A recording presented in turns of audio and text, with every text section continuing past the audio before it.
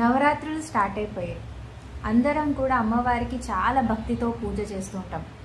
అయితే ఈ 9 రోజులు మనం అమ్మవారికి ఏమి కోరుకోవాలి అంటే, అసలు ఎక్కడ చూసినా ఆడవాళ్ళపైన అత్యాచారం కానీ వైలెన్స్ కానీ చాలా పెరిగిపోతుంది.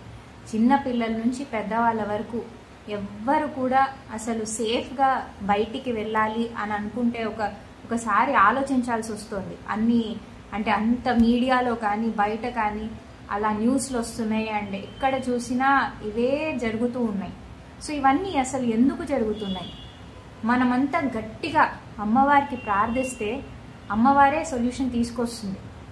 మనమంతా గట్టిగా ఒక్కటై దీనిపైన కొట్లాడితే అమ్మాయిల పైన కానీ ఆడవాళ్ళ పైన కానీ అసలు వైలెన్స్ ఉండకూడదు అని గట్టిగా కొట్లాడితే గవర్నమెంట్ కూడా స్ట్రాంగ్ లాస్ తీసుకొస్తుంది. అంతా మన చేతిలోనే ఉంది. సో మనం ఈ నవరాత్రులు బాగా ప్రార్థిద్దాం అమ్మవారికి. ఎందుకంటే ప్రతి స్త్రీ కూడా అమ్మవారి స్వరూపం కాబట్టి అందరూ సేఫ్గా ఉండాలి అని బాగా ప్రార్థించి మనము ఒక మంచి లా తీసుకురావాలి. అమ్మాయిల పైన వైలెన్స్ ఆగడానికి ఒక మంచి లా తీసుకురావాలి అని కోరుకుంటూ శ్రీమాత్రే నమః.